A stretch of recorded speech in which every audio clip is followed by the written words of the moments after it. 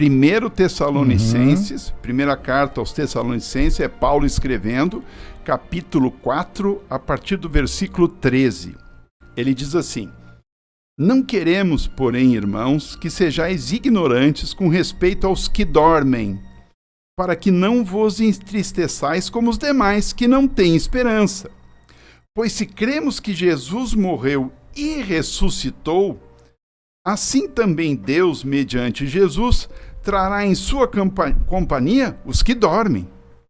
Ora, ainda vos declaramos por palavra do Senhor isto: nós, os vivos, os que ficarmos até a vinda do Senhor, de modo nenhum precederemos os que dormem.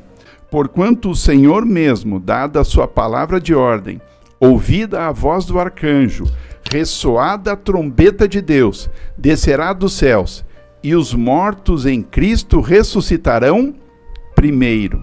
Depois nós, os vivos, os que ficarmos, seremos arrebatados juntamente com eles, entre as nuvens, para o encontro do Senhor nos ares, e assim estaremos para sempre com o Senhor. Consolai-vos, pois, uns aos outros com essas palavras. E aqui a gente vê a palavra morte e a palavra sono, dormir, como sinônimos. E a gente vê Jesus direto trabalhando com a morte como se fosse um sono. Ele fazia isso. E eu quero só chamar a atenção uma coisa, pastor. Veja, tinha esse problema ali acontecendo em Tessalônica.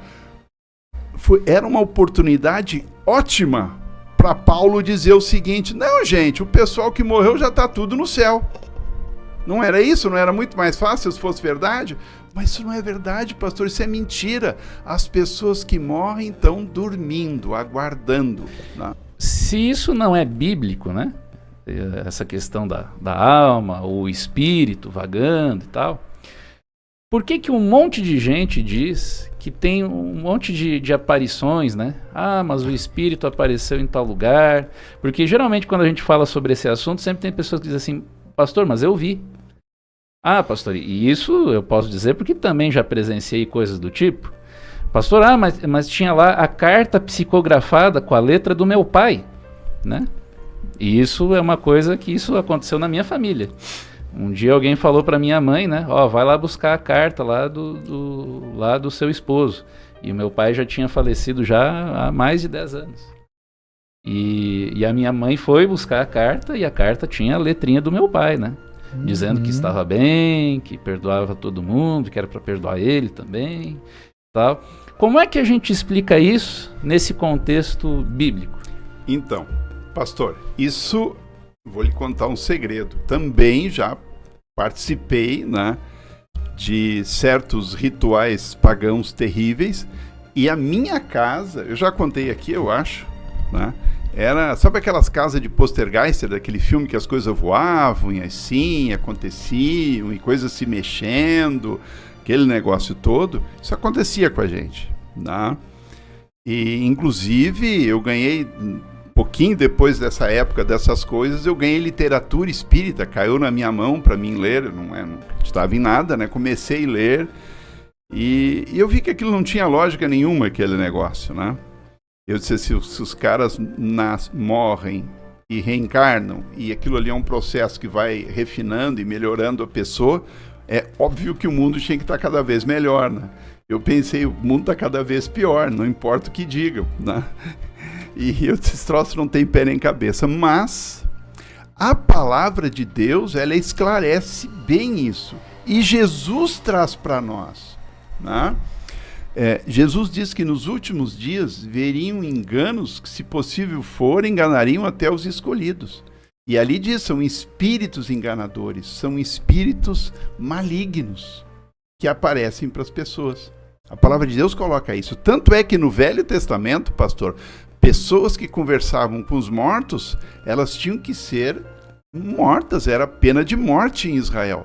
Porque você conversar com o morto, você não está conversando com o morto.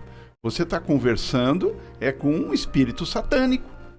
Gente, se eu posso imitar uma pessoa, se eu posso fingir que sou uma pessoa, imagine o espírito de Satanás. Imagine Satanás, que pode se fingir e ser se transformar num anjo de luz. E por que eles fazem isso?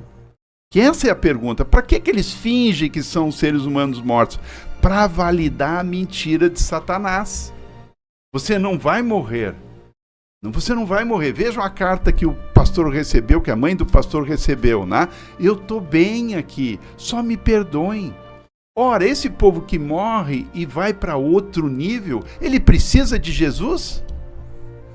Entende? Para quê? Eu estou evoluindo, eu evoluo pelas minhas próprias forças. Só que isso é mentira.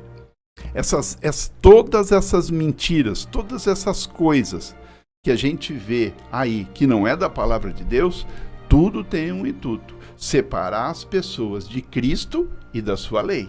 E a mentira acaba sendo a mesma sempre, porque em determinada doutrina tu evolui até ser um espírito como Jesus. Jesus seria um espírito muito evoluído. Exatamente. E tu se tornando uma boa pessoa, tu vai chegar a ser como Deus, como a primeira mentira. Como a primeira mentira. Exatamente. Exatamente, né? Só o texto que o Romão mencionou ali antes, né? Que é 2 Coríntios 11, verso 14, né? Que diz assim: não é de admirar, porque o próprio Satanás se disfarça de anjo de luz. É verdade. Né? Então, se ele se disfarça de anjo de luz, enfim, se ele consegue fazer milagres, para se disfarçar com o meu pai, para, enfim, fazer um monte de coisa, isso para ele é fácil. Hebreus 9, 27 diz assim: e como aos homens está ordenado morrerem uma vez, vindo depois disso o juízo. Então não tem assim, eu morri, depois vou ter uma outra chance, eu vou ter uma outra chance. Não existe isso. Satanás inventa essas coisas justamente para a gente baixar a guarda e não se preocupar. Gente, a palavra de Deus, ela diz muito clara: qual é o dia que eu tenho que me converter para Deus? Qual é o dia que eu tenho que buscar Deus? Agora. É agora, hoje é o dia. Hoje é o dia da salvação. Hoje é o dia da salvação, não é amanhã. Entende? A gente pode pegar o carro aqui e tá morto daqui a pouquinho, não chegar em casa. Entende? Então é assim que funcionam as coisas. Satanás quer que a gente postergue até não ter mais esperança. Satanás, pastor, ele não pode atingir a Deus e a Jesus mais. Depois que Jesus subiu, ressuscitou, ele não consegue mais. O que ele podia judiar de Jesus, ele fez ali, né? Quando ele esteve aqui. Agora só sobrou nós.